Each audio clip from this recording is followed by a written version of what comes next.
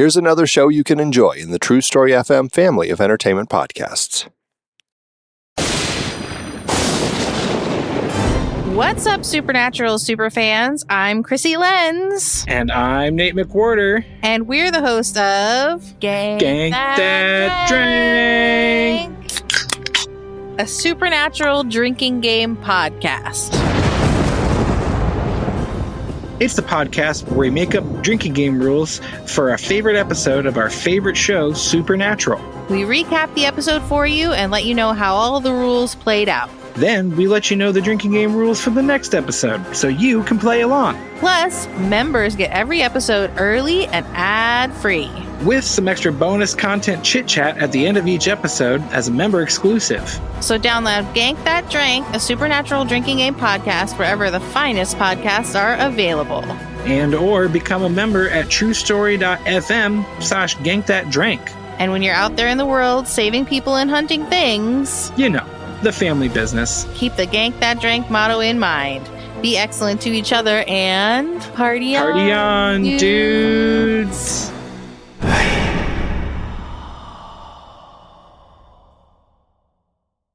Ever wonder where the devil got his horns? How about those cloven hooves? Or that pitchfork? Wasn't he an angel? No, he was a snake. No, he's the great red dragon. No, he's the beast. He's the prince of this world. Prince of darkness. Well, he's the prince of darkness. Good morning, star lovelies. One of my names is Lester Ryan Clark. And I sometimes go by Keenan Diaz. And we're the hosts of the brand new podcast, The Devil's Details. What comes to mind when I say Lucifer? How about Satan? What about just the devil? How did the big bad of the Western world end up with so many faces? Join us as we dig up, decipher, and deconstruct the devil's many forms throughout history. Take a guided tour with Dante through the 9 circles of hell. Or revisit Satan's angsty bad boy years in Paradise Lost. Learn the ins and outs of a Faustian contract. Easier than a 1099, but with a hell of a lot more fine print. Slither on over to The Devil's Details on True Story FM and join us in the diabolic discussion. Love and hisses. Mwah! Didn't Al Pacino play him in a movie? Are you sure that wasn't Robert De I Niro? could have sworn it was Tim Curry. That was Elizabeth Didn't Hurley. he go down to Georgia at some point?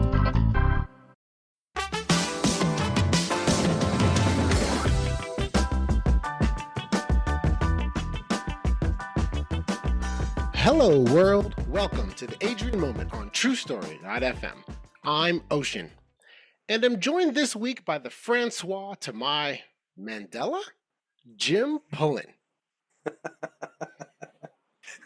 What's up, Ocean? Or I'm sorry, what's up, Nelson? Exactly. Yeah, I got to be honest. There's Mr. President. there's not much sense to me putting myself next to Nelson Mandela because he is a world famous person who has had an amazing impact on the world, and I'm an idiot that does some podcasting.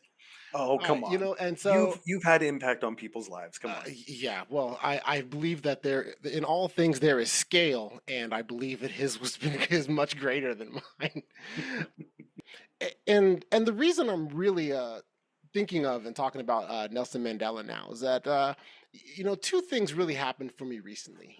One was that I recently saw a viral video on, I think it's on TikTok, but it's been on other platforms as well, of this female rugby player named Alona Mar and just running over girls. Yeah. So, yes. Yes. It's what she's doing is just crazy and brutal. I thought it was, it's hilarious watching it. And I say it's hilarious just in its own brutality and how aggressive she is and just running people down. And so, because of that, then I thought about rugby and was thinking about rugby movies. And so I decided to watch Invictus.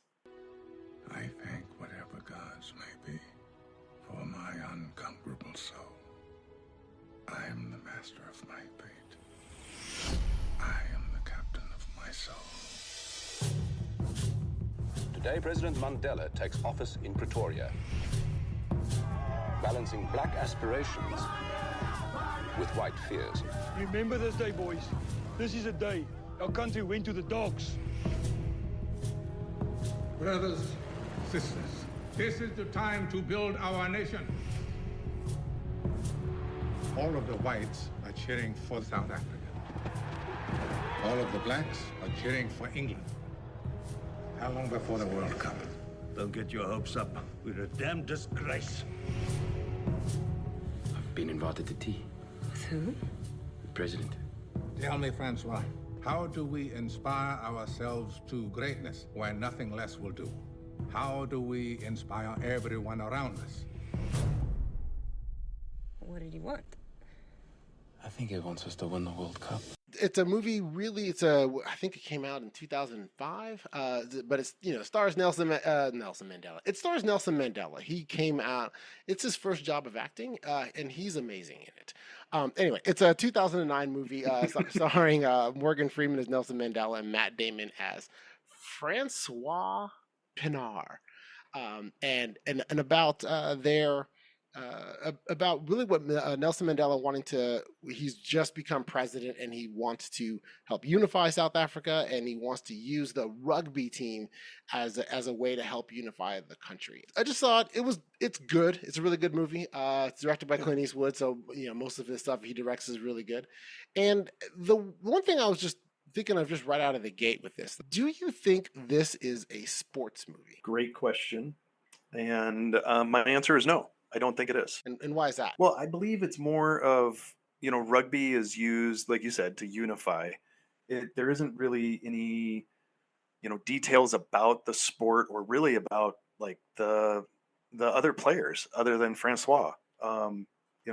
He gets the most attention throughout the movie, and there's good reason for that. But it's not like we get to know the players, and we don't get to know perhaps maybe some of their special plays that they want to run or special traps and I apologize to rugby fans. I don't know a whole lot about rugby. So I don't know if there is special plays to be called or anything like that, but there's like no practice scenes or anything like that. I'm sure there's gotta be, but they have to have planned plays. I would think so. I mean, you're sitting there, you're in the scrum, right? So the scrum is, you got your heads all bent into each other, and the ball is, you're scrummed around the ball, and then the ball has to come out behind you to be picked up.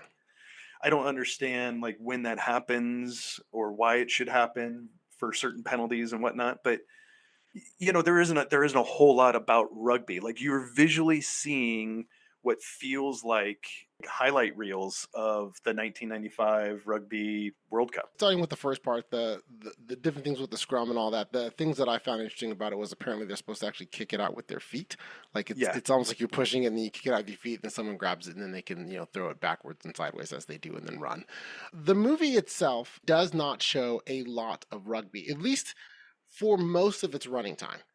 Right.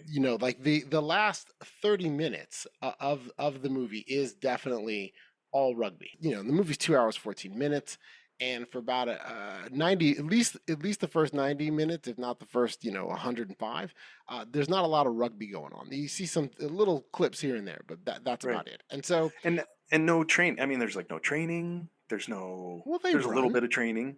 Sure, they're running. They're running in the streets. Yeah, exactly. Yeah, they're running in the streets. So then you're kind of in agreement then that this isn't necessarily a sports movie. Right? Well, I think that it's an interesting topic to me for a couple reasons. I think you can kind of go either way. So there's the part of it that I definitely agree with is that in the movie, when your rooting interest is more about Nelson Mandela and more about the unification of South Africa and what it means for the country than the actual team. As the movie goes along, you don't notice it really until the end. And I think you notice it more at the end because I don't feel that you're really invested in them winning for themselves. And that's different than a lot of sports movies. Most sports movies, you are attached to someone or some people on the team, or if it's an individual sport, you're attached to a player, or and your rise and fall of emotions, your up and downs, is based on what is happening to them, the people or person on the team. But in this case, while I care if the Springboks win, I only care because I want the positive outcome for Mandela and the country of South Africa. Exactly. I don't care about the actual players on the team and the emotions and things that they're going through, or how it helps them. Like, does it help their career, to help them, get more money in the league? Because it's the World Cup, and the World Cup isn't the same thing as like just your regular professional league that they play in a regular season. So, but I'm sure that, like all other World Cup sports, they're going to get money out of that, and it'll help them as far as, being more marketable later on. But but I don't, there was none of that, nothing about their lives of the players or any attachment that you had there with it. And so in that way, I do, I agree with what you're saying about it, as far as it not being a sports movie. On the other hand, there's about 30 minutes at the end where it's all just sports. You're not watching anything else. You have the 90 to 100 minutes of buildup and then just sports. And so in a movie like that, where it does give you a good 35, 40 minutes of, we're going to watch rugby here, is it required of a sports movie that you have to care about the team for you to consider it that? Can it be that the sport is happening in the background, and while pivotal to the things, that what you actually care about is ancillary to the sport? No, that's an interesting outlook. It's not outlook, it's a question. Does that count? I'm going to say no. No? Okay. I'm still going to say no. No. Okay. All right. I mean, because to me, it seemed more like the sport itself was a vehicle similar to, like when you order a burger without a bun, you get a different vehicle, right? Yes. So, it's the lettuce vehicle. And so you're saying this is a sandwich wrap? Well, yeah. All right. Yeah, so this is a hamburger wrap, not a hamburger. So the sport itself is the vehicle to get everybody to have a little bit more care into what is going on politically. So then the team itself, is, now we're getting a little bit more deeper into the wrap, I guess, and so you get a little bit more of the meat and potatoes. But the team itself, I guess you don't put potatoes in wraps, but so two different analogies all mixed together. So the team itself, you just, it's there and it's important to the story, absolutely, but it's not important for the heartstrings that could potentially pull on me as somebody who enjoys sports. Yeah, sure, you're saying the last 30 minutes is all sports related. It is, but I don't feel really any other connection other than let's go green and gold, and right. And I will say, taking a look at the stadium in that last 30 minutes and seeing the rainbow flag being used, the new South African flag being used more so in that game than in the first game when Nelson Mandela first walked out onto the field, and there was like maybe just one or two of the new flag flying, and somebody in the security team even mentioned something about it, and somebody even, I think, got hit or punched because they were waving the new flag and somebody in the stands didn't like it.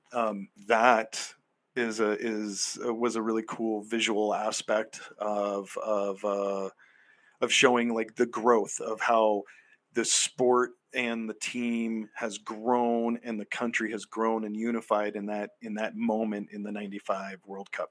Then you could truly see it. I think that for me, about an hour in, when I really started realizing I'm watching a political movie. And I enjoy political movies, very much so. There is pieces of this where what hooks you later is to find out, well, what happened with the actual team, but not much. Really, what hooks you in later is much more about, well, what was the the rest of the story? How did this moment help unify the country? How much did it unify the country? Because at the end of the day, this is a This is a rugby game, and while there is this moment of unity, it isn't going to solve all of their problems. Right. No, it's entertainment and escapism. And I think one of the things that this movie does demonstrate is how some of the best things about sports, and how sports can be a uniting factor amongst disparate people, because you happen to be rooting for the same team. And that you can have that as a bonding experience or a thing to talk about. That's, and that happens all the times, even with people's relationships.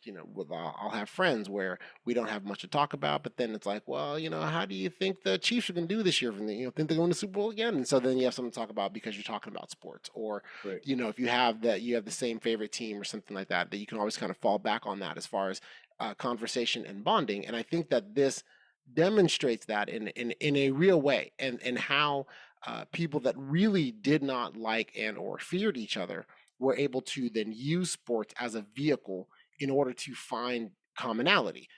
And really, given what apartheid is, I think it was also a way to find humanity, because a lot of the minority whites in South Africa at the time, a lot of them didn't view the majority blacks as really as human. they looked at him as something subhuman. And so the way that this movie kind of brings that together with the sport, it makes it where they not only then start to then bond and relate to each other, but then also to see each other a little bit more as equals. This isn't going to solve all the world's problems. I'm not saying that all the world problems and all racism can be solved with the rugby, because if that was the case, it would have already been done. It would have been done, yeah, for sure. But at the same time, I thought it did a good job of that. I also think that this movie was made because Morgan Freeman and Nelson Mandela met and became friends, and Morgan Freeman had been trying to make a Nelson Mandela movie for a decade, and then I think Clint Eastwood found out about this story, and they were able to get the funding and get this greenlit so it could be made. And so I feel that the first hour and a half of the movie is more along the lines of the movie they wanted to make about trying to at least take a sliver of Mandela's life, because putting his whole life into a movie is just ridiculous, right? You'd have it needs to be like a television series, or at least a 10-part miniseries. Maybe then you can kind of get some of the breadth of all the stuff that happened in his life. Like a Nat Geo week, like Shark Week, but it's Nelson Mandela Week. But... yes, we're going to call Nelson Mandela Shark Week, yes. So, well, no, that's not what I'm saying. I was just comparing it. Like, you would even need more than a week. But you would need some time to do that. And so I think that they were able to get this made, and therefore this is then the vehicle that they're being provided. And it does show the reconciliation that Mandela was trying to get to, because really effectively the ending of apartheid, if you wanted to equate it to something in American life, it would be the Civil Rights Act. Civil Rights Act is 1965. Now, granted, had he not been assassinated, it would be akin to like if Martin Luther King became president of the United States in 1969, which would have been, insane. And so that part of it I thought was interesting, just from a historic context of that you're not dealing with generations, or at least a long period of time has passed since the apartheid had been around. It is literally like most of the people that are alive have lived most of their lives under this, and now all of a sudden a black man is president of this country, and that had to be just a massive tectonic shift for the country, which it was, but then also just, all the different problems and how you can then deal with governing this and how you put this country back together, and how this movie is really a microcosm of, some of the things you're trying to do to get the people to care about each other. I mean, there's so many reasons why I think Nelson Mandela works. Let's just keep it with that, right? Yeah. Why does Nelson Mandela work the way that he does, and the way that he speaks, and the way that he's able to get people to listen? I mean, go to the sport board. Like, if that portion of the movie where he goes to the sport board because they wanted to get rid of the name of the green and gold, right? Yeah, they to get rid of the Springboks. They wanted to get rid of the name of the Springboks because of what it meant to everybody, and how that whole time period just meant so many negative connotation to everybody, right? Well, and here he is the black people. The black people. The white people love the Springboks. So here Nelson Mandela comes in, and he's very factual in the way that he speaks, and it's just we can't take this away from everybody. This is still part of our country. This team is part of our country. This is South African team. And I know I wasn't quoting him right in that moment or anything, but to me, just the way that he presents himself and the way that he's able to have people understand in the context of the movie, and using rugby as how does it work, just having everybody understand that this isn't your team. This isn't my team. This is the country's team. This is 43 million people's team. I don't know, just the way that he presents himself and the way that he speaks to the country rather than speaks to a specific color or a specific race or anything like that. He always speaks about the country. So it's almost like he doesn't allow even the 27 years of his life sentence that he, served. He doesn't allow that to interfere with his love and dedication to the country. Yeah, I see that, and I think that but I think it felt to me more like he was more just trying to not be the boogeyman, or the person that's going to upend and change everything that right. White people thought he would be. and that and he kind of, and they talk about that too in there.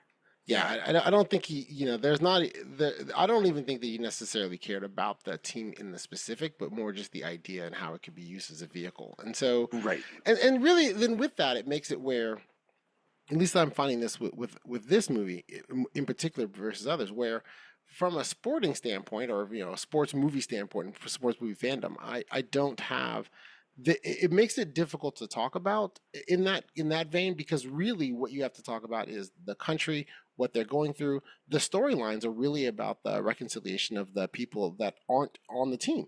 The different stories with the bodyguards and how when they incorporated they had the black, Nelson Mandela had his own bodyguards who were all black, and he brought in some of the previous bodyguards that were all white, and the integration of them and how their story is similar, where they are starting on better footing, but it's still, look, apartheid was only 4 years ago, so it's there's still those feelings and bad blood. But then they learned how to work together, because they had really two areas of focus that I think would help them, where they had a job so they could work together, and then the rugby helped them also then bond along that line as the black. As the black bodyguards started coming around to saying, okay, well, I will now start to appreciate this, because they were soccer fans, hated rugby, and stayed that way for quite some time until near the end. Because let's face it, everybody loves a winner, and then if your country's in the World Cup and doing well and winning, you're gonna like them a little bit better. It's like that. There was a year where the U.S. soccer team, I think, made it to the knockout round of the World Cup, and everybody was a soccer fan, and then they got knocked out right away. But everybody was a soccer fan that week, and then so there's definitely some of that. There's definitely some of that and how that could be worked as a bonding. But that outside of that, the all of the stories in this movie are different versions of the same theme. This whole movie really could have just been called Reconciliation, because the story with the different bodyguards, the stories with the Francois' parents, and not only them, I think coming around, because I don't know that they do. I mean, they come around a bit with the maid that him, Francois, giving the maid the ticket at the World Cup as well. I think that is something that maybe he would not have done without the influence of this situation. But I don't know that it. I'm not saying it changed his the father's views or anything like that. That they thought any differently. But that that was some aspect of reconciliation. And so there was just all these different avenues of where they're really trying to express the same thing multiple times. And so where I enjoyed that and it becomes entertaining as a movie, it then makes it where as a sports movies fan, I feel then like, okay, well, this is all amazing, but what about the rugby team? Why don't I care about them? Like, why is it that, and it's not even a why, right? Because you don't even look at this and say, why don't I know about the rugby team? Because it's Nelson Mandela. They don't matter, and that's really what it is, right? But but it makes it where it's like, well, if I don't care about the rugby team and I only care about the country, then how do I then, get more meat off the bones of this about, what the struggle is they were doing? Because they weren't that good. And how do you think they got so much better?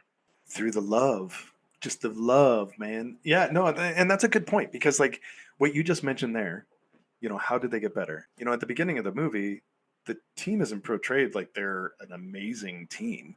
I think they even quite said the opposite. Right, exactly. Right.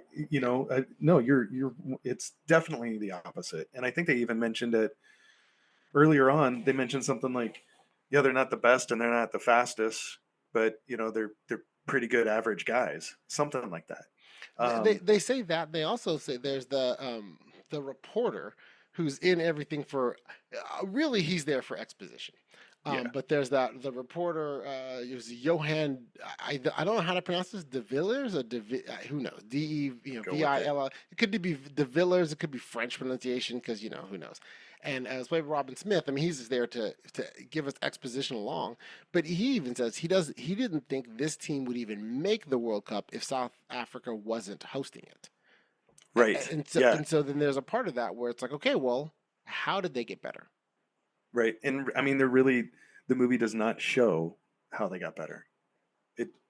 They don't. They show more losses until almost you're leading up to I can't remember the team name. Oh, you mean the team when they finally beat them?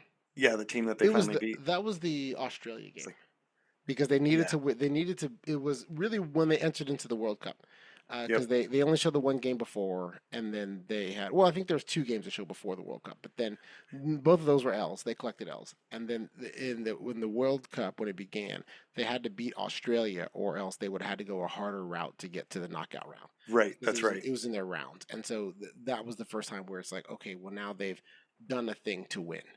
Yeah.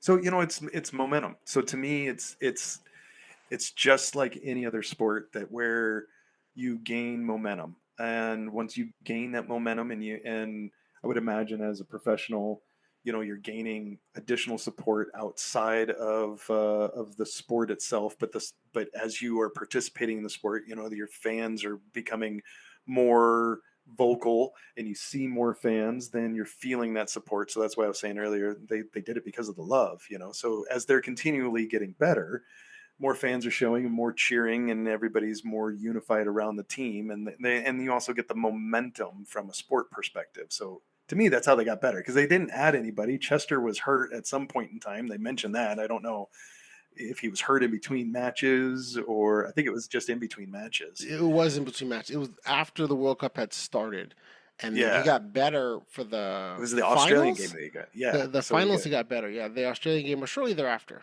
Yeah. He might have made it through the rounds, and then like when he got to the knockout rounds. But yeah, he came back for the finals, but that was it. And also he's that's another aspect of this. He's the only player other than Francois that you could say, oh, I know who that character was. Like all Yeah. the other players were just bodies. Exactly. So, yeah, so they were, someone has to get into that scrum. So there you go. Exactly. Right, and so then the the movie then with that, and where yes, there's not any real explanation or understanding of where they get better. I don't even know who the coach of the team is. In that, is it because Francois is not the coach, but it seems like he is. Yeah, at one time the wife asked, like, who's the coach? Is it Francois? And I was like, no, there was like some dude I thought they introduced as the director at one time when Nelson Mandela landed his helicopter. And I think like that's the first time that you actually get an introduction of him. Yeah, but I thought he was like the president of South African rugby or something. He wasn't like just the coach of the team. Like, you don't get a good sense of that. And so No.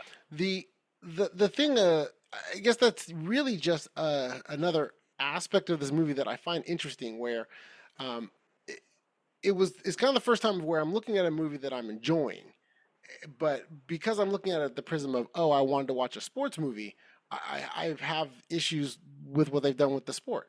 That the sport is irrelevant. Right. Like it could have been anything. Could have been cricket. It could have been soccer, but then, obviously for the real story of the time, that wouldn't have worked because the soccer team was all black, so you weren't going to bring the white people over to that, because of that. Oh, because what was the not funny joke about how soccer is a gentleman's game played by hooligans and rugby is a hooligan's game played by gentlemen. Yeah. So, which is, really, I was like, oh, that's not racist. But then, it's apartheid. So, that was what they were dealing with. But yeah, and that, I felt that then when it comes to what you're looking for out of movies, and even stepping back from this, when you're looking for out of movies, this movie has a great story. But then if you're in the mood for like an entertaining sports movie, does this really provide it? No, it doesn't. I mean, to me, it doesn't. My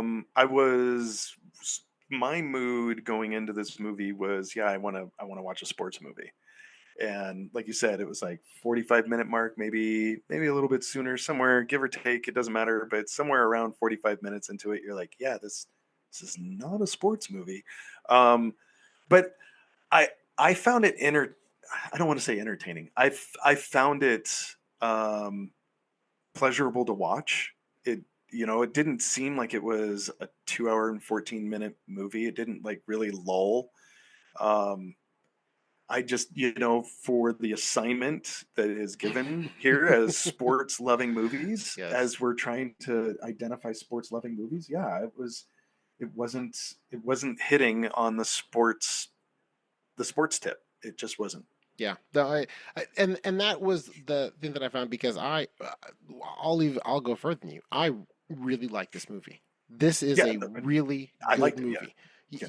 I would recommend it to anyone. It is a really good movie. Yes. It is well Yes. acted. It is well directed. It is Yes. good. It pulls at your heartstrings and gets you there. But it as when you're looking at it from the prism of a sports movie, it's like, well, the team doesn't show you how the team gets better. The players are just a Right. bunch of bodies. There's not even enough to actually make it where the game makes sense.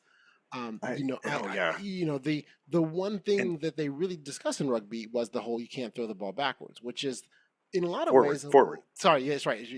Thank you. You can't throw the ball forwards, and really and for me, I'm kind of like, well, that's the one thing I knew. Right. Yeah, and I mean, I'm right there with you, Ocean.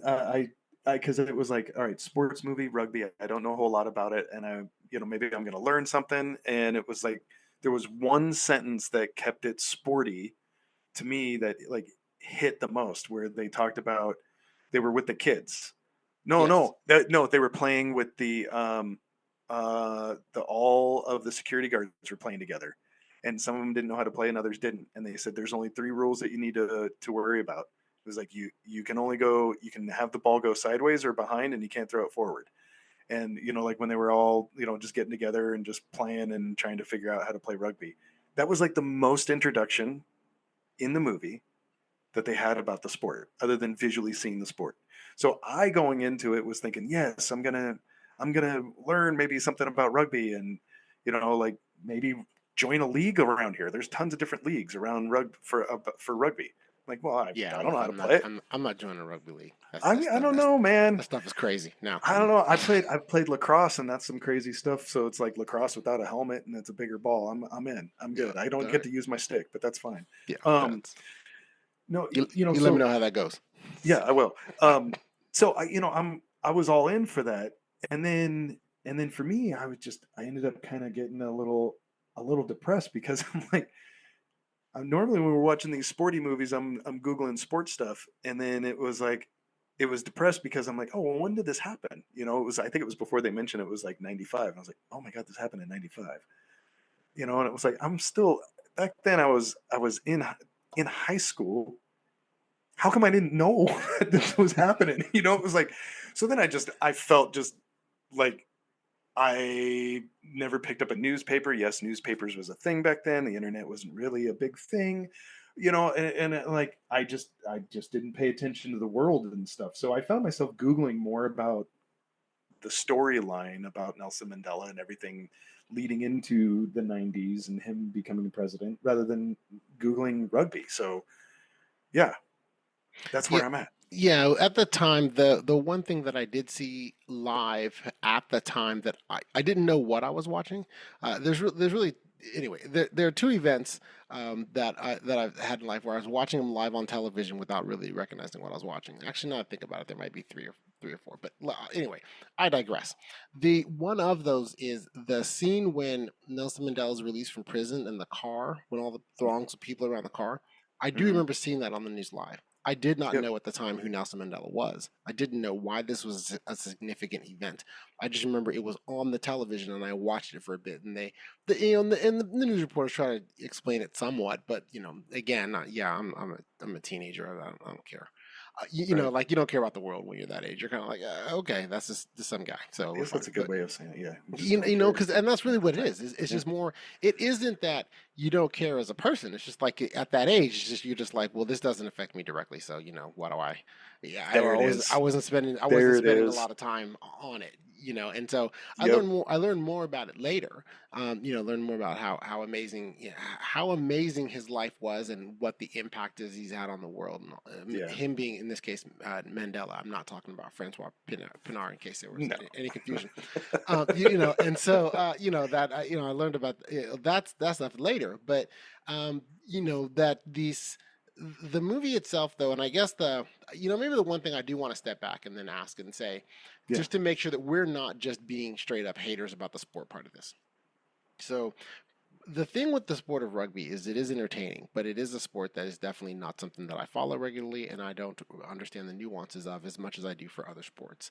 So if I were to compare, taking thematically the same idea of this national team, one of the other movies we discussed in the past was Miracle. And so in that movie, if you didn't already understand hockey, which we do, do you think that in that case that it's explained? Because the one part of this that I had to stop and think about to check myself was a lot of these other movies a lot of these other sports movies, I know the sport, so I understand what's going on, and with of course the glaring exception of tennis, which I found out I had no idea what's going on in tennis, but with this, it's like, yeah. So with rugby, I don't understand it, and so even though I'm seeing things and I'm seeing the penalty kicks and I'm kind of figuring out the score, because that whole 5 points for the touchdown thing that threw me for a bit, because I was like, shouldn't it be 6? But it's not. So yeah, and 2 points for the try. Yeah, exactly. And then the penalty kick, I figured out that was kind of like soccer, and it's like that's how they're kicking their field goals, is if they're a penalty kick, and it's like a soccer thing, but there's no goalie. There's little pieces here and there that I was putting together, but I was. That's, I guess, the thing that when you said it, I started thinking about myself and it's going like, hey, should the movie have to explain the sport to me? No, that's a good point, because you're right. I was able to put two and two, as you were mentioning it. I'm like, yeah, no, I was able to put 2 and 2 together. The whole point thing I didn't understand. My biggest gripe was, well, what's the difference between Australia rules versus the rugby? UK rules, Yeah, rugby, because there's 2 different rugbies. So no, Australian rules football is not rugby. It's a different game. Entirely a different game. I don't know that it's entirely a different game, but it's a different game. It's not rugby. Huh. There are definitely different sets of rules. Also, Australian rules football has the first officials that I ever wanted to be, which if you've ever seen Australian rules football officials, those white suits, arms, right? And they come out and stick their arms out and do the thing down and then they step back. I'm like, man, imagine like you getting paid money to just like watch a game and you take 2 steps out and you basically do finger pistols, and then you step back in a clean white. They were like long white suits with the hats and everything. I was like, man, I know these guys were pimp. I was like, I just want to dress like that. Yep. Because that was back when early days of ESPN. I saw a lot of Australian rules football, and for years, I swear that's the only reason why I watched it was just because of them. Well, yeah, that when ESPN first started, they couldn't get much of anything. They were like the Ocho, especially late at night. It was great. Exactly. Yeah. Infomercials or Australian rules football. Exactly. Yes. Well, and Australian rules football it's entertaining. Even rugby, what I'm watching and I don't understand what's going on. I mean, I've seen. Well, I guess I've seen scenes. I don't think I've ever actually watched a rugby game. I have watched Australian rules football. I've never seen a rugby game, but I know that they are different games. Like the other thing, like one of the main differences in Australian rules football, you can punch the ball forward. Like they hold it in their hands and then they kind of punch it forward. You can do that, and so in rugby you can. Also, I think they can even use a kick as a pass. Like you can kick it and then your teammate can catch it or something like that. There's a lot of weird stuff. It's a different game. Anyway, yeah. So, all right, but yeah, but I guess getting back. But do I have to be educated of this? No, I guess not. Right. To be a sport movie, it doesn't. I guess I don't have to be educated. I could put the 2 and 2 together, similar to what this movie did. But I wouldn't change my answer though. That even though I did become educated to some degree of rugby, there was rugby that was visually in front of me. No training montage. To me, it's still not a sports movie. It's still saying to me, the sport was the vehicle. It was the lettuce to the bun. Yeah, I can see that, and I agree with that mostly because there is definitely an aspect of it where my hang up was more about not being rooting for the team and sticking to my Miracle example. In Miracle, you do care about the team. Yeah. The fact that the United States is going to win a gold and beat Russia and all that, that's all kind of secondary. It's nice. It's more like the cherry on top.